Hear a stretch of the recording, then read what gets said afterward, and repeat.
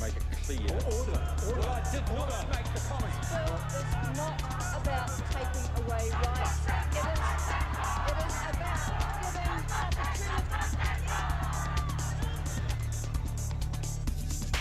Good, ladies and gentlemen, good evening and welcome to Citizen A, where we rank the week's current affairs with the best political team on television from a very, very, very, very Auckland perspective. Warning, we're as fair and balanced as Fox News. Joining me tonight are my panel of revolving bloggers and opinion shapers. She's in the Auckland University Department of Film, TV and Media Studies, one of the best bloggers in New Zealand, Phoebe Fletcher, and he's the Associate Professor at the School of Communication Studies at AUT, Media Oracle, Dr. Wayne Hope. Welcome to you both. Coming up tonight, Issue 1. John Key describes solutions to child poverty as dopey. What exactly is the government doing about inequality? Issue 2. Will drug testing beneficiaries work? And Issue 3. What was more embarrassing this week? The mainstream media's coverage of Stuart Murray Wilson's release, or social media threats to rape a war critic with chainsaws? Plus, we'll end the show on a final word. But before we kick things off with tonight's Issue 1, could I get a quick reaction from both of you about New Zealand's historic first reading of Louisa Wall's gay marriage bill?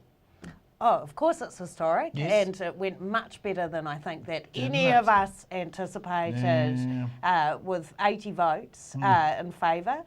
You had John Hayes, of course, National MP from Wairarapa, saying that it would lead to incest and polygamy, and perhaps exposing himself as a bit of a decline from having Georgina Bayer as an MP. Yes. But the bow yes, tie didn't help. A fascinating debate, Yes. especially watching people discuss, whether we are still a Christian nation, and the debates around it, and went much better than I expected it would. Quick thought there. Well, we're not a Christian nation. What these numbers show, as did the reform of homosexual law in the 1980s clearly shows, is that the majority of New Zealanders are quite secular or heathen, depending on your point of view. What I think is great about this bill is that I've always been one who thought that civil unions wasn't quite enough in terms of gay and lesbian equality, because it's really important that anybody in whatever relationship has the same legal and matrimonial property rights. If you're dealing with homophobic parents of a couple, things like that, if you've got legal difficulties, then everybody now looks as though they're going to be starting off from the same starting line. And I actually think that's pretty important in terms of social equality. Absolutely, absolutely. Okay, panel, let's get into Issue 1. When challenged by Materia Ture in Parliament this week if the projected increase in inequality was something Key would stop, he responded that the increase looked like his popularity ratings. In 2010, John Key told church leaders that if he cancelled welfare to 330,000 people, bugger all would die. And in 2011, he said beneficiaries who resort to food banks do so out of their own poor choices. Phoebe, does our Prime Minister hate poor people? It's a really good question, isn't it? I mean, this seems to be a National Party stance, I guess, rather than just a Prime Minister. I mean, Paula Bennett, unbelievable for a welfare minister to not be able to identify the poverty line. Well, the Herald can. Yes. To say that it flits in and out from day to day is absolutely astounding. And to just dismiss the latest report on child poverty when we know that 21% of our kids are in poverty is just disgusting, really. This shows a government that is not willing to deal with the issue of child poverty, and a government that is trying to, I guess, distract from that issue. Has his wealth insulated him from the issues of poverty? Because when you actually look at his record on what he said about poor people in New Zealand, he seems to be very disconnected from the reality of their lives. Well, I think there may be an element of that. I mean, there has, been studies done on that obviously if you haven't experienced that, you're not likely to feel close to it. Sure. Okay. But I also think it's an ideological position, much like you get in the United States, where you get the idea that poverty is not something that comes out of social and institutional biases. It's something that emerges out of personal choice. And that is a line that the National Party take over and over again and try to individualise something that is essentially a social problem. Wayne, is John Key taking the poverty report showing 270,000 children living in poverty seriously if he's cracking jokes about the stats resembling his polling numbers? Look, we have to go back in time here to the late 80s, early 90s, If you see Alistair Barry's second documentary, In a Land of Plenty, what that documentary shows is the shift from a full employment, welfare-provided society where you had an entitlement to a job and welfare provision if you didn't have a job, to a situation where corporate employers wanted to drive down wage rates, they wanted to deunionise the workforce, and they believed that you also needed a natural rate of unemployment in order to keep beneficiary income levels down and to keep working poor incomes down. Yeah. And so that becomes the logic, that becomes the common sense. And what you do at the same time is then you demonise those people who are in the beneficiary category, Right. when in fact the Reserve Bank Act requires a permanent level of unemployment to pull down wages and beneficiary income and presumably to pull down inflation rates. Right. So the natural rate of unemployment is a sine qua non of the policies that John Key takes for granted. Right. And that's the background to all of this, right? Yeah. Now, if you assume that all that to be true, that shift in new right to a new right economic thinking that Alistair Barry points out, then you're not going to have any analysis of poverty whatsoever. Sure. You're just going to blame the victim. Right. And if he's going to call a universal benefit, for poor people generally, if he's going to call that dopey, we can only conclude that he thinks Campbell Roberts is a dope, Yeah. and that Professor Poulton from Dunedin Medical School is also a dope. Yeah. All Key is doing is reinforcing the politics of stigmatisation, reinforcing the so-called gap between the deserving and the undeserving poor, and playing a vicious game which sets off taxpayers against beneficiaries. Right. Phoebe, So it's pretty nasty stuff. That is nasty. The governments say that the inequality rate has gone up because of the global economic recession. Can they really escape, though, any responsibility for the highest recorded inequality by saying it's not their policies to blame?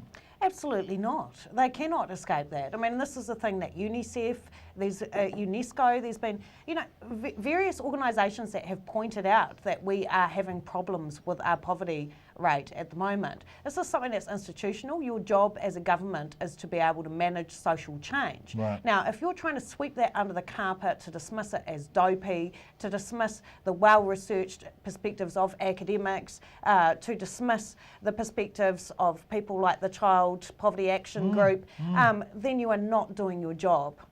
Is it concerning that empirical evidence just doesn't hold any sway with this government? Shouldn't that actually concern any rational thinking person in the country? It should concern us. And the thing is that regardless of whether you think that child poverty is personal choice or not, this is something that has ongoing social costs. And if you actually read the report, those costs are, there are a number of studies that indicate, that this may be costing us $6 to $8 billion a year. So we have a problem here in terms of, not looking at the way that these institutional structures might impact on our children. And, there's evidence to suggest that the earlier we start spending on them, the better that they're going to do at school, the better or the less that they're going to cost us as a society as time goes on as well, apart from the moral implications. Spirit level analysis. That's right. Wayne, where is the opposition on this? If David Shearer is making up stories about sickness beneficiaries on roofs, does Labor have any credibility attacking the government? Okay, if we go back to the very last election campaign, Phil Goff from the Labor Party advocated supporting beneficiary families and the working for family tax credits, right? If, as looks likely, this Labor Party decides to pull out that support from beneficiaries and just go for working for families credits by itself, then there is no difference between what will then be a right-wing Labor Party and the National Party. Sure. They will share the same ideology on this issue. And it contributes to what I was talking about before, the stigmatisation of beneficiaries, taxpayers versus beneficiaries, us versus them. So whoever's advising Mr Shearer could just as well be working for the National Party. Did David Shearer make that story up about the beneficiary on the roof? Look, I'm going to withhold comment at the moment until we see what Labor's policy actually is. Do you think he made the story up? I'm going to go with Wayne on this one. You're both being remarkably diplomatic here. There does seem to be, does there not, folks, a certain whiff of it was just an anecdote. I mean, the different explanations now. No, look, I'm saying the proof is in the pudding. Yeah. If, hypothetically, Labor does stay with supporting beneficiary families and working families, then that's just an off-the-wall anecdotal comment which you may criticise on its own grounds. If, however, Labor decides to go down the us versus them route, then those comments will then take on a new meaning, won't they? Yeah. Final question to both of you. When will something meaningful happen about child poverty in this country? Well, this is a very good question. I mean, we seem to prefer white papers, for example, on vulnerable children. We seem to prefer just to discuss and to push that problem under the rug. We're not actually dealing with it, so it will likely get worse, I would say. When are we going to do something about it? Actually, it's not just about poverty or child poverty. It's about social polarisation. So people are getting richer as some people are getting poorer. And the empirical evidence of that's been well demonstrated by the work that Brian Easton did about the effect of the benefit cuts in '91. David O'Day wrote a paper for the Treasury on social polarisation, as did Potter and Chatterjee. And what all those studies show is that between 1984 and 1996, the gap between rich and poor widened really quick. And Professor Robert Wade, a New Zealander, at the London School of Economics has said that the rate of social inequality in New Zealand between the 80s and 90s is the fastest of any country in the world. Thank you, panel. Moving on with issue 2. What's more dangerous, the beast of Blenheim huffing or the Tongan police force? None of them apparently stoned beneficiaries. Paula Bennett launched her latest Benny Bash demanding drug tests of or benefit suspension. Wayne, the Ministry of Health has warned the government that drug testing beneficiaries will cost twice as much money as we will save. Why on earth are we implementing this? Just what I said before, stigmatisation, them versus us, demonising beneficiaries. But hey, if we don't want people to rip off the system and we want to go tough on them, what about the super rich who are avoiding tax and putting their money into trusts and tax havens? Shouldn't they be drug tested? Phoebe, what is this really about? Marijuana is the most widely used recreational drug. It stays in the system for weeks to months. A failed test doesn't show impairment to work. It just shows that someone smoked marijuana within the last month. Is the point here to create reasons to disqualify beneficiaries from gaining a benefit? I think that is a point, and as Wayne says, it really is about demonising beneficiaries here because, you know, there is evidence that drug use, for example, can sometimes be linked to depression, and I think that Sue Bradford's points on this, that it ends up stigmatising the children as well, is a really valid point. And I think what we are dealing with here is, you know, something that is really a dog whistle issue. I mean, Wayne has brought in the New Zealand Herald from yesterday, and we have an illustrative example of drug testing of beneficiaries, which is someone smoking a pea pipe. Well, how many beneficiaries can afford a drug that is $600 a gram? That's, you know, a really good, you know, that to me doesn't seem like That's the best rhetorical question I've heard for quite some time. That's right, exactly. You know, a beneficiary drug. So I think that there are large issues around that, and you know, particularly with the gas chromatography, spectrometry tests, and so on, they're so sensitive that they can pick up when someone's been sitting next to someone smoking marijuana. And you know, with marijuana in particular, you are talking about a drug that stays in your system not actively in terms of it, you've been stoned for months, but it clings onto your fat cells, you know. So I think of all the drugs that, you know, I find that quite remarkable that, you know, someone would be more worried about marijuana than something that, for example, was A-class. So we'll start seeing this being used as a means to disqualify beneficiaries from being on the benefit. They'll lose, which of course in turn will bring that rate down, won't it? And case managers will get bonuses for doing so. This is the thing, is that this was policy in Florida, and they had to throw it out because they didn't save any money and they hardly caught anyone. That's I think right, it was less than 2% of beneficiaries that they were able to stop their benefit. And you know, actually in Florida they made the beneficiaries pay for the drug test themselves, which is even worse. But you know, what we've got here is an example of imported failed policy that simply didn't work. It cost the state a lot of money, and there were really no savings. And the only loophole out of it is if you claim you're an addict. So you'll have people claiming they're addicts just so that they won't lose their benefit. And then they'll have to go on to these other rehabilitation programs, which will be just as expensive. It just seems like a very, very large waste of money, doesn't it? Well, for those in that position, it's a Kafkaesque world. Someone must have been lying about Joseph K. I mean, look, I'd like to make an important point here. I think there should be drug testing for certain workplaces. I've got a friend of mine who runs a forestry contracting group, and they plant and prune trees, and no question, you have drug testing. But what this does is something entirely different. It demonises an entire class of people, and it assumes them to be guilty until proven innocent.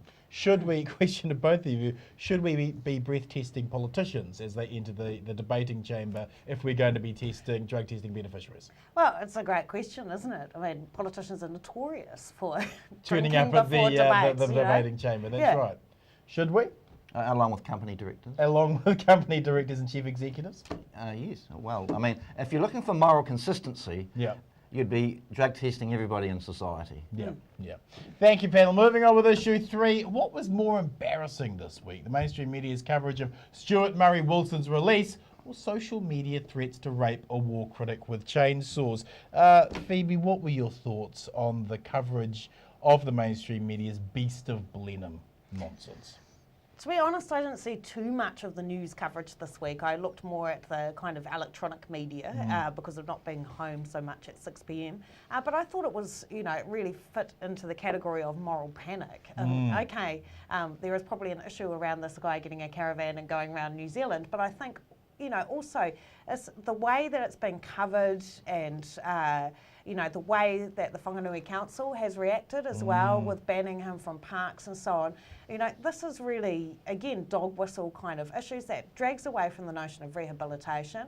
It actually puts him at risk, you know, because it's quite likely, I would, you know, after the coverage that he may get attacked. And, you know, to me this seems to kind of follow on from a bit of the sort of social media lynch mob tendency that I think we have in New Zealand, that we saw with Barbara Sumner Burston, but we also saw with the autistic man stealing light bulbs after the Christchurch earthquake. Yeah. That, you know, this is very problematic that the media is filming it. Do you think that it's also dangerous for our perception of safety? I mean, the stranger danger element of abuse or attacks is actually quite rare. Most abuse occurs within the victim knowing somebody within the family. Do you think by focusing on the Stuart Murray Wilson that we externalise that threat? We're not really dealing with the real problems? Yeah, well, I think there is that element to it that quite a lot of the time it is somebody that you know that would perpetuate an attack. But I also think that it's, you know, it's easy news, if that makes sense. It's not having to go out there and investigate and do a long feature story on something that's, you know, elaborate to explain. It's crime news, you know. It's just the same way that a lot of our media is oriented disproportionately towards crime news. Do you think the news media have been irresponsible with their tagging him as the Beast of Blenheim? Well, yes. If we look at this actual case, I mean, personally, I would have preferred him to stay in prison for a bit longer until he was more incapacitated, so it'd be even less of a problem. What's happening on the ground here is that there's a blurring between legitimate community concern about safety on the one hand and vigilantism on the other, and that's become blurred. So who's doing the blurring? Well, Michael Laws, of course, is really winding it up. But I think mainstream media coverage is also blurring things and pushing the vigilante line. If you use a phrase like Beast of Blenheim, then you're all but inducing an illegal response, right? And if you do that, then you're just lowering yourself to the level of the perpetrator, which defeats the entire purpose of a legal justice system based on democracy and so on. Was there any genuine news value, in your opinion, of doing live crosses from his house when he moved in that morning? No. From 6 a.m, you don't think there was any genuine news value in going to his house the next morning to stand outside and say that he's looking out the curtains? Depends on your definition of news. If news becomes tabloidised, appealing to sensationalism and vivid images, and also in this case appealing to voyeurism and people's fear of violence and the other. If news is about catering to all of that sort of stuff, then it is a newsworthy story. We've got a lot of inappropriate live crosses that occur in New Zealand. I mean, another one that I couldn't quite register when I saw it was when the balloon incident happened in the Wairarapa, and you had live crosses, you know, to the hearse. Yeah. I mean, we really do need to have a bit of a think about what constitutes an all right live cross. Social media didn't do much better when it came to hysteria than the mainstream media this week. What were your thoughts on the Facebook threats to this war critic? The war critic, Barbara Sumner Burston. I thought that was absolutely disgusting, and I read with concern her blog where she said that she rang up the Defence Force, that they laughed at her and hung up, that she rang up the New Zealand Police, the officer wouldn't give a name, they hung up. She was in Canada, but she was getting threats on her family. She was also having the people that lived in the house that she had previously owned getting death threats, and the New Zealand Police would not take any notice of it. She actually had to approach the Canadian Police and get Interpol involved, which to me is, you know, I think that there are a number of failures on that, and that there is a real sort of problem around when you get a kind of social lynch mob like that. And to me, I was also astounded to see, you know, how many politicians and news commentators joined. I mean, you know, Peter Sharples, Jonathan Coleman, Minister for Defence, was in that group. To me, if you're in that kind of position, I would think that you would want to remain slightly removed, even if you really did disagree with what she had said. We have a long hidden history in New Zealand of how conscientious objectors to war have always been traditionally treated. This was quite a new twist on it, I suppose, with social media. Do you think it was a bit of a lynch mob that went after her? Well, firstly, I think your initial comments were out of order, and those comments make Nikki Hagar's job a lot tougher. Okay, so I just want to put that on the record. Having said that, do we have a lynch mob mentality? I'll tell you what I think. I think social media is actually exacerbating that problem, because people can put out really nasty stuff and remain relatively anonymous. And I think this is a problem all around the world. And it's actually encouraging people that have fascist and off-the-wall opinions to actually come out more. And in fact, if you read the coverage surrounding the Breivik case in Norway, what seems to be evident is that worldwide the number of neo-fascist and far-right websites is going up, and the number of followers is going up. Is that because of the economic hard times? Of course it is, that's part of it. But another part of it, I think, is that people who have these noxious views, it's far easier for them to put those views out there without being subjected to scrutiny and argument.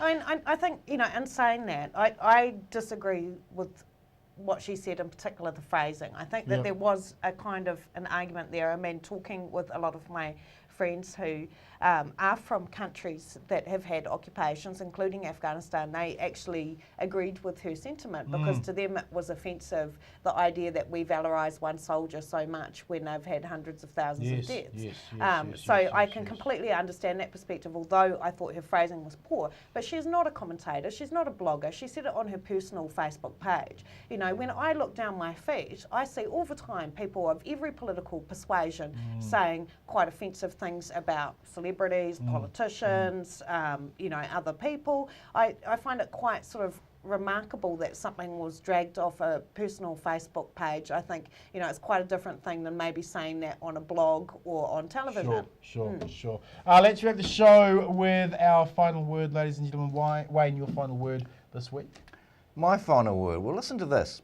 About 10 days ago, John Banks was on Radio Rima saying that the world was made in 7 days. That's right. And not so long ago, he voted for the first reading of the matrimonial bill allowing gays and lesbians to get married. So here we have a creationist John Banks, and we also have a libertarian John Banks. Well, my question is, which one is the body double? I think John Banks voting for gay marriage is the seventh seal of the lamb breaking, isn't it? What's your final word this week, Phoebe? My final word would have to be on Afghanistan. I mean, I don't want to disrespect the people that have died there. I'm of the opinion that any death in war is a tragedy, but I think that there is a broader discussion, and I do have some problems with the way that John Key, for example, has been phrasing it as freedom. I think that if you read any international foreign policy journal, or if you look even at the debate in the United States, which I would consider usually to be much more of a sealed place for debates than here, you know, the debate is over really whether it is possible to stabilise Afghanistan. You've got another NATO mission that starts in 2014. I think that, you know, for the safety of our people and our citizens when they travel overseas, there needs to be a much broader debate on Afghanistan entering our popular culture. Can we win? No. Thank you, Phoebe. Thank you, Wayne. Ladies and gentlemen, to my final word, last night's historic first step of marriage equality was our Parliament at its best, and there were many notable speakers. Louisa Wall's gracious dignity and passionate defence for equality will go down in the history books. Kevin Haigh was similarly moving. Nikki Kay deserves an honourable mention for speaking in support of gay rights with genuine conviction. The other notable MP on the night was the very kind Paul Hutchinson, who said he simply couldn't justify the ongoing discrimination and as such would now vote for the bill. A salute to Jamie Lee Ross. Libertarians can surprise, can't they? Then there were those speaking against the bill. Seo was dignified but wrong. Winston was outraged, yawn. Tim McIndoe was so dull he lowered the reputation of Hamilton, and John Hayes proved why people wearing bow ties shouldn't be allowed to marry. The sanctimonious clown described the bill as Labour Party's social reform agenda. What a dick. The final vote of 80-40 made me feel prouder of being a New Zealander than I did during the Olympics. It was one small step for gay marriage, one giant leap for New Zealand being kind. If you like tonight's show, please join our Citizen A Facebook site and connect with other like-minded new citizens, and follow me on my Citizen Bomber Twitter and Facebook page. Thanks for watching, whānau. Good night, Aotearoa.